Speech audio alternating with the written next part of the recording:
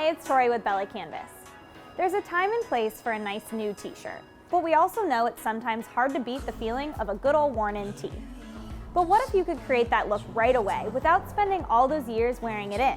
Well, today we're at Deluxe Screen Printing to map out the basic steps you need for creating vintage tees. So there are a few different types of t-shirts and fabrics that work well when going for a vintage vibe. Polycotton blends and tri-blends in particular are great because the yarns take the ink differently, giving it that worn-in look. Today we're going to use our vintage slub, a fabric with a great tonal texture thanks to the uneven knit to showcase this. Another great option is to go for a shirt that is pre-distressed, like our 3009 from the Fast Fashion collection.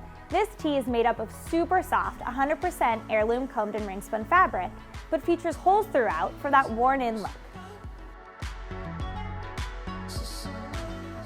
So the next step is to pair that tee with the right design. We've consulted an expert, designer Charlie Pengus, to showcase how to do just that. What's up guys, so for this artwork we wanted to apply a nice vintage look, and in order to achieve that I needed to find some really heavy textures online. For the first texture we used rust, and when you apply that above the artwork on top, we used a white ink so it blended right into the artwork. It gives it a nice broken up feel, which we love with the vintage look. For the second texture, I like to use an oil splatter, and I put that below the artwork, which gives it an even more broken up look. It's also important to note that I applied these textures very, very heavy on purpose, so when we actually print it, you don't lose a lot of detail. And then when you actually print it, you get this nice vintage design that we were looking for. And last but not least, you're going to need to choose a printing technique that complements both the shirt and the design. So there are two different types of inks that you can use for a vintage print.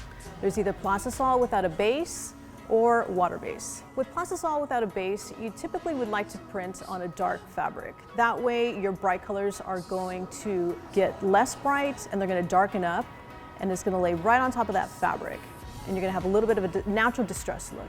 The other way would be to use water base, which is going to lay into the fabric and it's going to have a really soft feel to it, as if you washed that tee a million times.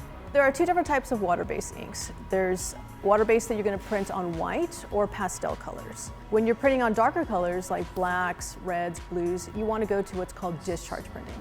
That has a discharge base to it, which actually bleaches out the dye in the fabric. With that one, it's great for a distressed look as well. Depending on the fabric that you're using, if you're using a poly blend, it's going to discharge the cotton part of it. So that's going to help with that little bit of that vintage look. Think if you're going bright, it's going to darken up. So be aware with that. You might want to do some pre-testing on that because your colors will change. Now on 100% cotton, that color should be true. Again, you'll want to do some testing on that.